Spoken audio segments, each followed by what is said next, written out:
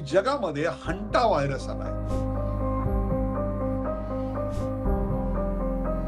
काय झालंय माहितीये का? 30 जानेवारी 2020 या दिवशी आपल्याकडे केरळमध्ये पहिला कोरोनाचा रोगी सापडला आणि त्यावेळी हा कोरोनाचा रोगी केरळात सापडला एकच आहे, त्यांनी काय होणार आहे, अशा प्रकारची सुद्धा गोष्ट अनेकांच्या मनात आली असेल. पण बघता बघता अवघ्या 6 महिन्यामध्ये संपूर्ण जगामध्ये तुम्हाला मी सांगतो 13 लाख रुग्ण आणि 6 लाख मृत्यू झालेले होते आणि 11 एप्रिलला 70 वर्षाच्या एका डच प्रवाशाचा मृत्यू झाला. त्याच्या लक्षणं काय होती? अंगदुखी, मळमळ, डोकेदुखी, ताप, मग उलट्या आणि त्यानंतर थेट मृत्यू.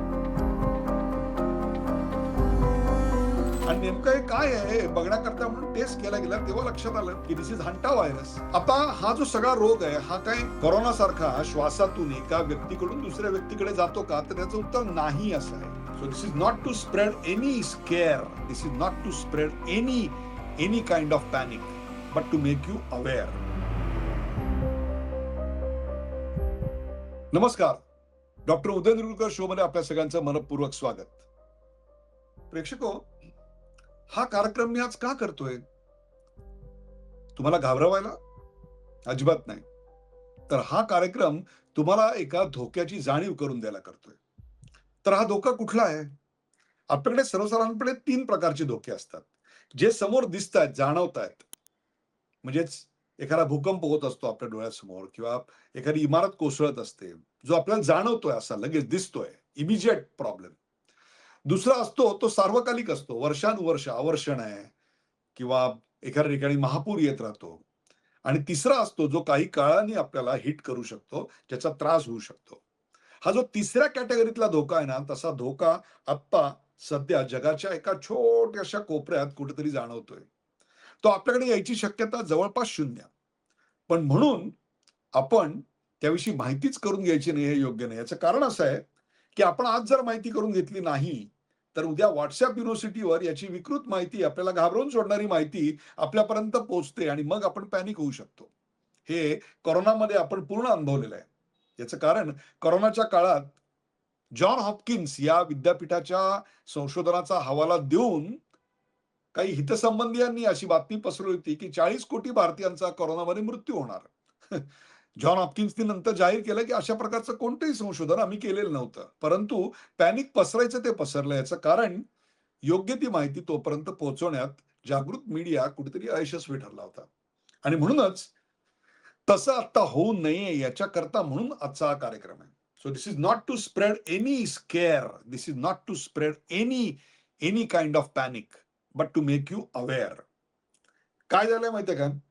30 जानेवारी 2020 या दिवशी आपल्याकडे केरळमध्ये पहिला कोरोनाचा रोगी सापडला आणि त्यावेळी हा कोरोनाचा रोगी केरळात सापडला एकच आहे, त्यांनी काय होणार आहे, अशा प्रकारची सुद्धा गोष्ट अनेकांच्या मनात आली असेल. पण बघता बघता अवघ्या 6 महिन्यामध्ये संपूर्ण जगामध्ये तुम्हाला मी सांगतो 13 लाख रुग्ण आणि 6 लाख मृत्यू झालेले होते 6 महिन्याच्या आत. आणि त्यात भारत देखील होता. आणि म्हणूनच आपल्याकडे त्याला पॅन्डेमिक किंवा साथ अशी त्यावेळेला नाव दिलं गेलं.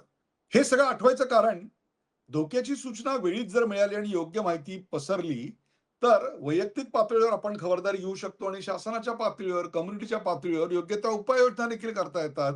कोरोना काळाने आम्हाला हेच तर शिकवलं, की जगात सर्वात जास्त मृत्यूदर भारतात होईल असं प्रिडिक्शन आलेलं होतं.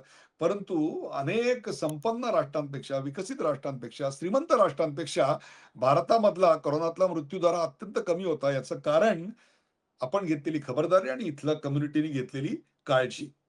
त्यामुळे आपलं नुकसान होऊ नये आणि अनागोंदी गोंधळ असा काही माजू नये याच्याकरता मी या तुम्हाला गोष्टीची जाणीव करून देतोय, की जगामध्ये हंटा व्हायरस आलाय. आता आतापर्यंत तुम्ही घंटा शब्द ऐकला होता, हंटा कधी ऐकला नसेल. तर हा हंटा व्हायरस काय आहे ते आधी आपण बघूया आणि तो कुठे निर्माण झाला. अर्जेंटिनाहून आफ्रिकेमध्ये एक एक्सपिडिशन जहाज चाललं होतं. एक्सपिडिशन जहाज म्हणजे जे काही पुढे जाऊन संशोधन करणार आहेत, अशा प्रकारच्या गोष्टी तिकडे करणार आहेत. त्यांना 114 प्रवासी घेऊन चाललेलं होतं आणि त्याच्यात एक 60-65 खलाशी होते. 1 एप्रिल या दिवशी अर्जेंटिनाहून हा प्रवास सुरू झाला आणि 11 एप्रिलला 70 वर्षाच्या एका डच प्रवाशाचा मृत्यू झाला. त्याच्या लक्षणं काय होती? अंगदुखी, मळमळ, डोकेदुखी, ताप, मग उलट्या आणि त्यानंतर थेट मृत्यू. त्यावेळी याचं काहीच गांभीर्य झालं नाही. पुढे सेंट हेलेना बंदराच्या जवळ बोट आल्यानंतर त्याची पत्नी तिथं उतरली. तिलाही अशीच लक्षणं होती म्हणून जोहान्सबर्गच्या एका रुग्णालयात तिला ॲडमिट केलं गेलं आणि तिथे तिचा 26 एप्रिलला मृत्यू झाला. त्यावेळी खळबळ उडाली आणि नेमकं हे काय आहे हे बघण्याकरता म्हणून टेस्ट केला गेला तेव्हा लक्षात आलं, की धिस इज हंटा व्हायरस. हे कळेपर्यंत अनेकांना त्याची लागण झाली होती आणि 2 मेला तिसऱ्या प्रवाशाचा त्या बोटीवर मृत्यू झाला. आता प्रश्न असा आला, की नियोजित बंदराच्या ठिकाणी ती पोहोचलेली होती. मग अशा वेळेला त्या बंदरावर त्या जहाजाला येऊ द्यायचं की नाही द्यायचं? त्या जहाजावरच्या आजारी माणसांची संख्या वाढत होती. मग अशा वेळेला इंग्लंड आणि अमेरिकेने विमानातून त्या प्रवाशांचा प्रवास आपल्या देशामध्ये केला आणि तिथे त्यांना एक प्रकारे विलगीकरण, ज्याला इंग्रजीमध्ये आपण क्वारंटाईन म्हणतो, असं क्वारंटाईन केलं गेलं. याचं कारण 40 ते 45 दिवस साधारणतः जर तुम्हाला याची लक्षणं वाढली नाहीत, या रोगाचा प्रादुर्भाव पुढे जर वाढला नाही, तर तुम्हाला समाजात वावराला परमिशन दिली जाते. आता हा जो सगळा रोग आहे, हा काय कोरोनासारखा श्वासातून एका व्यक्तीकडून दुसऱ्या व्यक्तीकडे जातो का? तर त्याचं उत्तर नाही असं आहे. त्यामुळे याचा प्रसार अत्यंत लिमिटेड होतो आणि तो तुम्ही उंदीर, घुशी यांच्या संपर्कात आलात, त्यांच्या विष्ठेच्या, त्यांच्या मलमूत्राच्या संपर्कात जर आलात, तर त्याच्यामुळेच फक्त हा रोग तुम्हाला होतो. 1950 ला कोरियामध्ये जे युद्ध झालं होतं, त्या युद्धामध्ये सर्वसाधारणपणे हा पहिल्यांदा सापडला. त्यामुळे हे डेंजरस आहे का? तर हा डेंजरस आहे. परंतु कोरोना इतका डेंजरस नाही आणि कोरोना हा आपल्याला पूर्णपणे अपरिचित असा रोग होता. कोरोना आला तेव्हा त्याच्याविषयी काही माहिती नव्हती. एका प्रोटीनच्या स्वरूपामध्ये तो आपल्या शरीरात जायचा आणि मग श्वासनलिकेत किंवा फुफ्फुसात जाऊन तो प्रोटीनचं आवरण सोडून द्यायचा आणि आतून त्यातला दहशतवादी डिस्ट्रक्शन करणारा जो विषाणू होता, तो आपल्या शरीरावर हल्ला करायचा. This is not that deadly अशी आत्ताची माहिती आहे आणि त्याचा ट्रान्सफर असा ह्युमन टू ह्युमन होत नाहीये. हा व्हायरस आपल्याला पूर्णपणे माहिती आहे. 1950 पासून माहिती आहे. त्याच्या ट्रीटमेंट विषयी आपल्याला माहिती आहे. परंतु कोरोनात जशी लस सापडली, तशी ह्याच्यावरची लस अजून विकसित झालेली नाही. ती लस अजून डेव्हलप केलेली नाही. आता हे जे कपल जे मृत्युमुखी पडलं, त्यांना हा रोग कुठून झाला? एकतर जहाजावर जे उंदीर होते त्यांच्या संपर्कात, त्यांच्या विष्ठेच्या, मलमूत्राच्या संपर्कात किंवा त्यांनी कॉन्टॅमिनेट केलेलं जे अन्न होतं, दूषित केलेलं जे अन्न होतं, त्या अन्नाचं सेवन त्यांनी केलं. त्याच्यामुळे त्यांना हा रोग झालेला होता. अर्थात WHO ला याची माहिती येऊन WHO पर्यंत त्यांची निरीक्षण चालू व्हायला साधारणतः 20 दिवस गेले असतील. परंतु आता पूर्णपणे नियंत्रणात आणि कोणताही खतरा नाही. मग हा कार्यक्रम मी का करतोय? तर याच्याविषयी जर तुम्हाला आता नीट जाणीव करून दिली नाही, तर उद्या WhatsApp युनिव्हर्सिटीतनं आणि अशा प्रकारच्या अनेक गोष्टींमधून Facebook काय अनेक गोष्टी आहेत.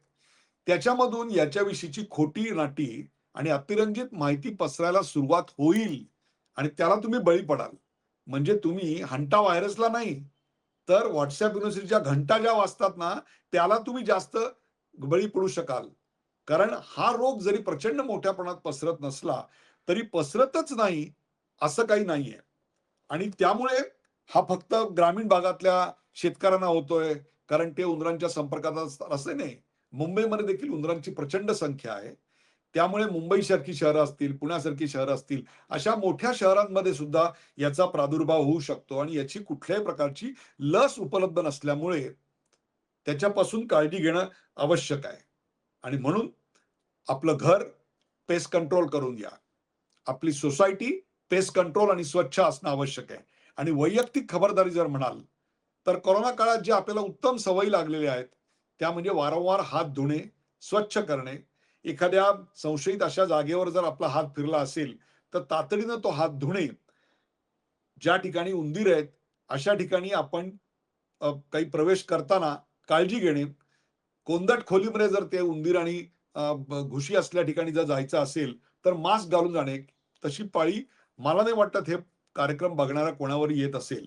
परंतु जरी हा भारतात येणं कठीण असलं, कोरोनाच्या काळात आपल्याला असंच वाटत होतं. परंतु नंतर कोरोना आला, तसा हा येण्याची शक्यता शून्य आहे तुम्हाला मी सांगतो.